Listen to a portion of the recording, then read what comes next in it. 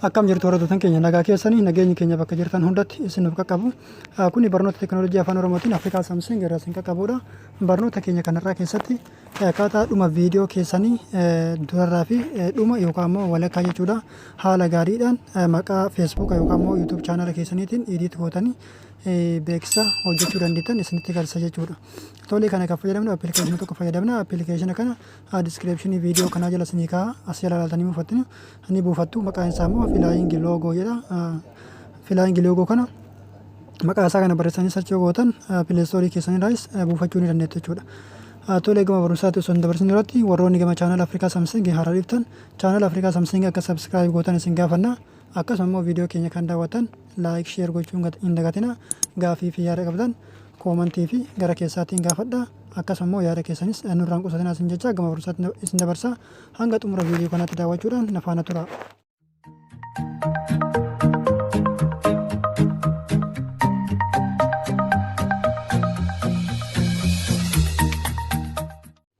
Tolee egaa hordoftoota keenya jechuudha.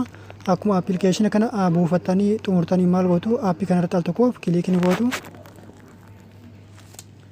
Sana booda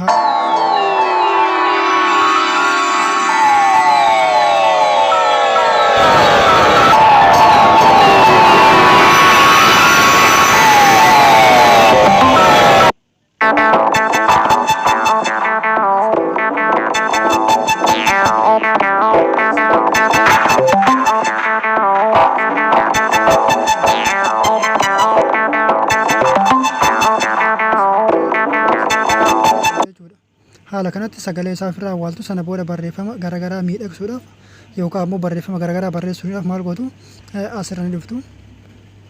Sana booda haala kanatti keeyboordii irratti kilikii gootanii haala kanaan keeyboordiin isiniif banama maqaa barbaaddan barreessuu dandeettu jechuudha. Fakkeenyaaf nama Afrikaa Samsung jedhee barreessa.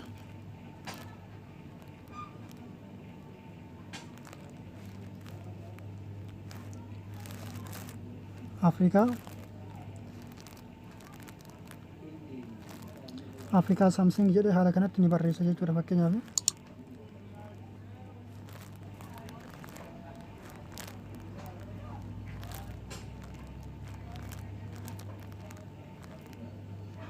ergaa hordoftoota jechuudha. Maqaa chaanala Afrikaa Samsung haala kanatti erga barreessee booda maal godha kallattiimaan daayireektar iddoo jiru kanatti al tokkoof kiliikni godha. Sana booda baakgiraawundii viidiyoo kanaa filachuudhaaf yookaan immoo baakgiraawundii isaa filachuudhaaf gara gaalarii keessanii yoo barbaaddan as iddoodha kana footoo kan jiru kanaa filachuu dandeettu. Kan inni qabu ammoo isa afran kanneen keessaa kan barbaaddan filachuu dandeettu jechuudha. Fakkeenyaaf gara gaalarii irraa yoo filadhe al tokkoof irratti kiliikni godha. Sana booda kallattiimaan gara gaalarii kiyyaan erga. Sana booda suuraa barbaadu san ni filadhaa jechuudha. Fakkeenyaaf piroofaayilii Afrikaa Samsung kana al tokkoof ni filadha. Sana booda erga haala kanatti filadhee booda as deebi'ee kallattii yookaan ammoo istaayila qubee istaayila akkaataa barreeffama qubee yookaan ammoo akkaataa filaayingii qubee ni filadha jechuudha. Qubee kanneen keessaa istaayilli isaa haalli barreeffama isaa akkamtu akkanatti tolu ilaalee nan filadha. Fakkeenyaaf akka filannoo kiyyaatiin isa kana filadhu. Sana booda maal godha asirra dhufee iddoo pilee jettu kanatti al tokkoof kiliikni godha.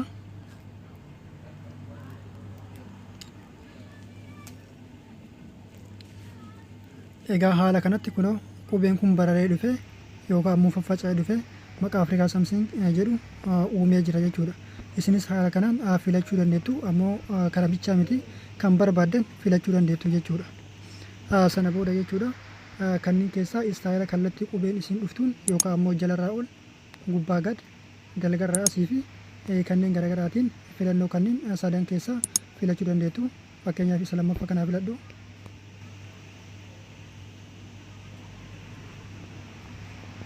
Tole erga haala kanatti filadhee booda maal godha as dhufee al tokkoof iskiriina mobaayila kiyyaa al tokkoof kiliik erga godhe haala kanatti erga filadhee xumuree maal godha dhiifama. Erga haala kanatti filattanii xumurtanii maal gootu iskiriina yookaan ammoo qubee kanarra al tokkoof ni cuqaaftu. Sana booda gabbuutanii al tokkoof asirratti kiliikni gootu. Sana booda viidiyoo kana duraan dursitanii hanga xumuraatti daawwattanii xumuruu qabdu. Yoo hin daawwatin ammoo sarara kana hanga dhuma garanaatti as harkistanii dhumaan gahuudha qabdu jechuudha. San yoo hin ta'in viidiyoon keessan irraa muramee isin jalaa hafaa jechuudha. Fakkeenyaaf nama tabsiisaa xumuru.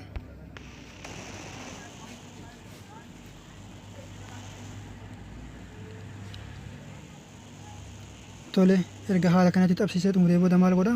Al tokkoof iddoo sheer jettu kanatti kiliik ni godha.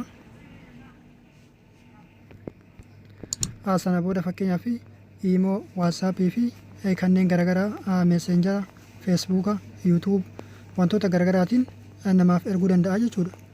Kanneen hundaanuu karaalee garaagaraatiin namaaf erguu dandeettu. Fakkeenyaaf nama waatsaappii haa filadhu. Waatsaappii erga filadhee booda nama irratti erguu barbaadu yookaan immoo bilbila kiyya kan irratti erguu barbaadu sanatti yookaan immoo waatsaappii kiyya irratti ni ergaa jechuudha. Sana booda erga waatsaappii kiyya irratti al tokkoof kilii godhee booda maal godha? Ga'u dhufee xiyya kana irratti al tokkoof ni cuqaasa. Sana booda kallattimaan dhufee ni ergaa jechuudha. Tole egaa hordoftan jechuudha haala kanatti ergitanii jechuudha. Erga ergitanii xumuramee booda waan tokko isin rakkisu kallattimaan akkuma viidiyoo namni isiniif erguutti gad isiniif bu'aa jechuudha. Kanaaf haala gaariidhaan, haala bareedaadhaan, haala miidhagaadhaan idiit gootanii fayyadamuu dandeettu jechuudha. Tole egaa hordoftan keenya jechuudha. Barnoonni keenya kan har'aaf qabannee dhufne kana fakkaata. Hanga barnoota biraatti deebinee wal geenyutti nagaatti.